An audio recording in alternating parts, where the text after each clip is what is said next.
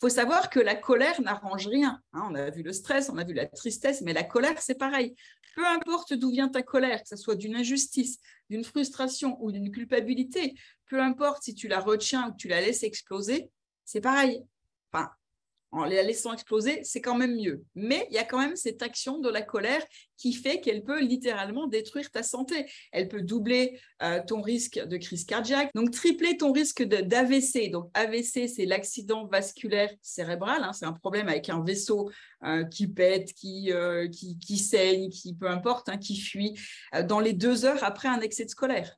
C'est-à-dire que chaque fois qu'on a un excès de colère, on a quand même 3 fois plus de risques de faire un AVC que si on ne l'avait pas fait. Et il peut y avoir jusqu'à aussi 6 fois plus de risques de faire une rupture d'anévrisme si une des artères du cerveau est déjà fragilisée. Dans le meilleur des cas, on n'est pas forcément obligé d'avoir tout ça, à savoir que ça vient chaque fois qu'on est stressé, chaque fois qu'on a de la colère, chaque fois qu'on a une émotion négative. En fait, c'est comme si on avait un capital et on est en train de grossir ce capital maladie. Donc ça c'est important d'en prendre conscience et moi, je vais vous expliquer pourquoi après. Dans le meilleur des cas, tu tomberas plus souvent malade, c'est-à-dire que tu ne fais pas un gros truc, parce que la colère a aussi tendance à baisser ton niveau d'hémoglobuline A dans le sang. Et l'hémoglobuline A, ce sont les premières lignes de défense de ton organisme contre les infections. En plus, la colère, elle va nourrir ton anxiété, te rendre fragile, les insomnies, t'en fatiguer. Enfin, on revient au même truc, poche sous les yeux, rides aux lèvres. À force de faire la tête, à force de pas être bien, d'être en colère, on fronce de tout. Et du coup, on se crée encore plus de rides. Les rides de contrariété, tout ça. Donc, j'espère que maintenant, vous voyez bien à quel point les émotions négatives, elles peuvent être néfastes pour ta santé, pour votre santé, et ce que vous devez à tout prix faire pour les éviter. Alors, l'idée, c'est pas de devenir à 100% insensible et plus de plus ressentir aucune émotion.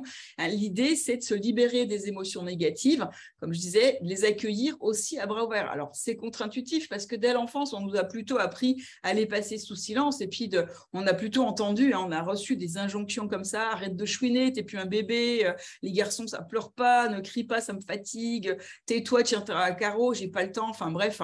Et peut-être que derrière toute cette agitation se cachait aussi de la tristesse, de la colère et du stress, mais le plus important, c'était de se maîtriser pour bien se comporter en société. C'était la fameuse éducation. Donc le problème, c'est qu'en te demandant de faire ça, tu as appris à te détruire de l'intérieur, parce que tu gardes tout et c'est ça qui te détruit de l'intérieur. Maintenant que tu connais l'importance d'être libéré, et là, on va voir physiologiquement pourquoi, de tes émotions négatives, tu vas pouvoir agir. Le but, c'est simple, que tu prennes conscience, que tu acceptes tes sentiments négatifs quand ils se manifestent, et puis tu peux aussi les exprimer selon ta méthode préférée. Tu peux sortir prendre l'air dans un parc, tu peux faire du sport, tu peux écrire ce qui te tracasse, tu as le choix. Dans certains endroits, les gens crient pour libérer leurs émotions, même dans la rue. Nous, c'est une autre culture, tu peux le faire si tu es tout seul, mais c'est vrai que crier un bon coup dans un coussin, ça peut te faire du bien.